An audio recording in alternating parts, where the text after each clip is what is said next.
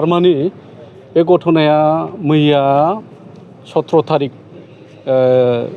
मोनानि थिग 8टासो बाजि थारमाने जेबादि दा भाइराल जागासिनो दं नैबे रामफलबिल आन्सलिक दुलाराय गुदि बाथौ आफादनि थानसालि सेरफांगुरियाव थानाय बेवहाय थारमाने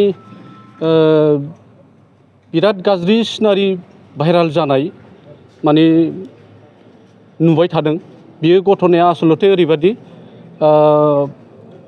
बे बेबसाय समितिनि गेजेराव जोंनो बा सेरफांगुरियाव थानाय बेबसायनि गेजेरावनो एसे दाङाबाजि मबेबा खोथाखौ लानानै थरख' बिथरख' जालायदोंमोन जाहैदों। दा बेनिफ्राय बेखौ लानानैनो नैबे समाधान खालामलायनो होननानै जोंनि रामफलबिल आन्सलिक दुलाराय गुदि बाथौ आफादनि थानसालि सेरफांगुरियाव थानाय बेवहाय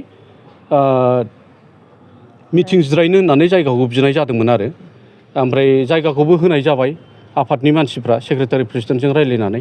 आरो बिनि अनगायैबो आगोलावनो बिभिन्न संगठनफोर बियोब्ला जों बे जायगाखौ होनाय जाखायो आरो जेबो थाइसेबो रेभिनिउ कालेक्सन लायालासेनो मिला प्रिटानि गेजेरजों जों बे जायगाखौ हगारनानै होखायो। थिग बेबादिनो बे दावरावखौ लानानै गावसोर नांलायनाय खमलायनायखौ लानानै समाधान खालामलायनो जों बाथौ थानसालियाव एसे जिरायनो समाधान खालामलायनो होननानै लादोंमोन जाहैदों। मिटिङाबो जिरायै जिरायै जोबनाय लामायाव फैबाय। थिग बे समावनो मोननै पार्टिजों बोरैबा बुलायलायनाय जादों आरो दा बे बुलायलायनायाव नैबे बाथौ थानसालियाव थानाय माखासे सम्पतिफोर बुंनो थाङोबा चेयार टेबोल बेफोरखौ नस्थ' खालामनाय जादों।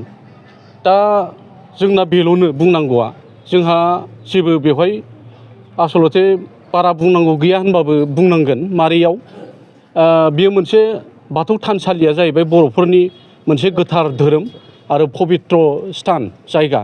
दा बेवहाय बेबादि नांलायनानै खमलायनानै भाइराल जानाया जोंनि थाखाय खुब दुर्भाग्यजनक जादों।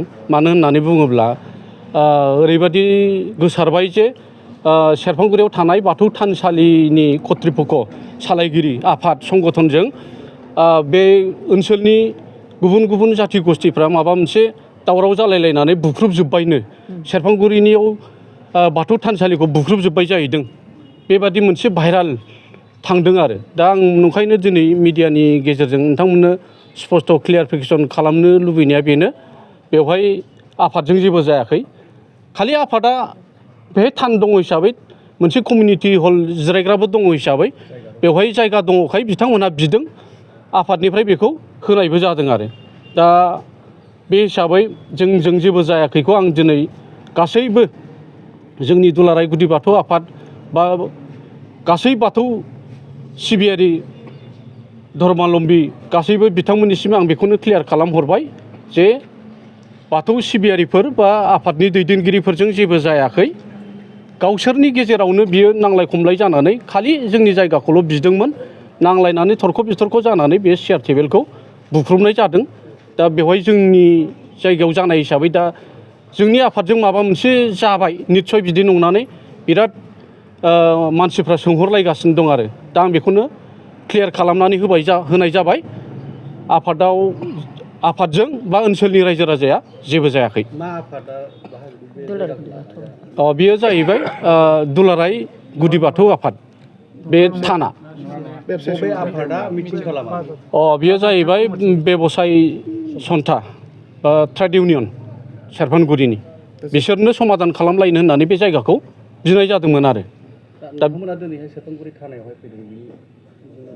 बेयो जाहैबाय जों ओनसोलाव गोजोन खौसेथिखौ लुबैयो हिसाबै थाना प्रसासनाबो मोनथिनाय हिसाबै थांबाय खाथिनि हिसाबै जोंखौ गासैखौबो बे बाथौ थानसालिनि सालायगिरि आफादनि दैदेनगिरि बिथांमोनखौबो लेंहरबाय आरो फारनै जाय नांलायदों बुलायदों दावराव दावसि जादों बे बिथांमोनखौबो फारनैखौबो लेंहरनानै ज' रायलायलायनानै मोनसे समाधानाव फैलायलायनांगौ होननानै ओनसोलाव गोजोन खौसेथि फैलायनांगौ होननानै दिनैनि थारिखआव बेखिनिसिम जादों आरो डिसिसन।